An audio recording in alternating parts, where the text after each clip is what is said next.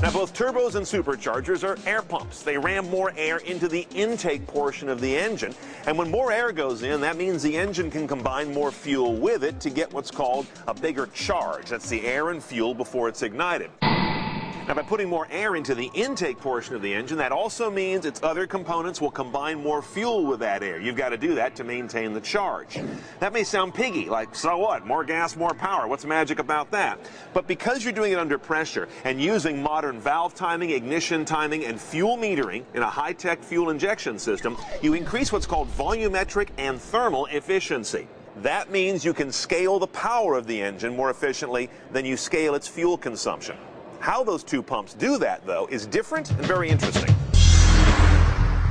First off, let's meet the turbocharger. That's this apparatus sitting right here. Let's see how it works. This is the exhaust manifold. The exhaust gases are coming off a cylinder here, which would normally go out to your tailpipe. The turbo sits here and intercepts those gases. It blows by this. This is called the impeller. Spins that thing really fast. On the other end of its shaft is this little part. That's the compressor. Cold air comes in here, this compresses it, and sends it up the plumbing to the intake to ram more into the engine.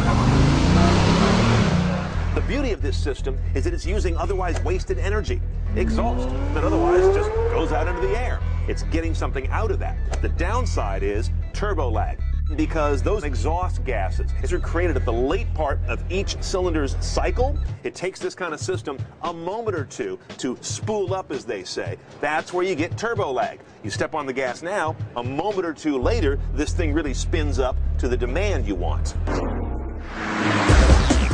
Now, the supercharger is a whole different animal. Here's one on top of a Mustang engine. It's this big apparatus you see right here. Note the difference with the supercharger. It's not driven by exhaust gases. It's driven by a mechanical connection to the engine.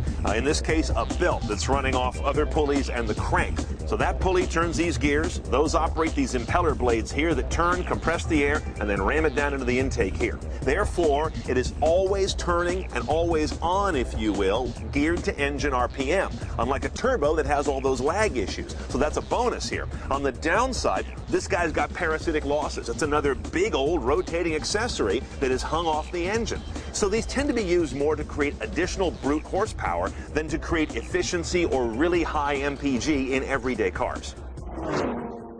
Okay, the last part of the turbo and supercharger story is intercooling. Here's the thing, when you compress air in either of those technologies, it gets hot, the molecules want to expand, fewer oxygen molecules in a given space. The engine doesn't like that. It wants the most oxygen molecules in a given cubic inch, if you will, as they go into the cylinder. That way it combines more efficiently with fuel, like we were talking about earlier. To do that, you cool the air. Intercooling. Look down here. In this engine, for example, that's basically a radiator. It's kind of hard to see the structure, but this is it's a chiller, if you will. The compressed air goes through here first. That makes it more dense, more oxygen molecules in a given space as the temperature drops, and then you can combine it more efficiently with fuel. Both turbos and superchargers typically use one of these. Okay, bottom line. As you go shopping for a car, you're pretty unlikely to find many that have superchargers. They tend to be rarefied and extremely high performance. So let's talk turbos, how to shop for one. Take the car out for a test drive and notice the turbo lag. That's the delay between stepping on the gas and feeling that whoosh of power from the turbo that we talked about. Secondly, notice the additional torque. Turbocharged engines tend to have a lot of torque compared to the amount of horsepower they have. And torque's the fun stuff. It's what really gets you off the line and gets you going. And third, notice the price. Turbocharged engine options tend to cost more.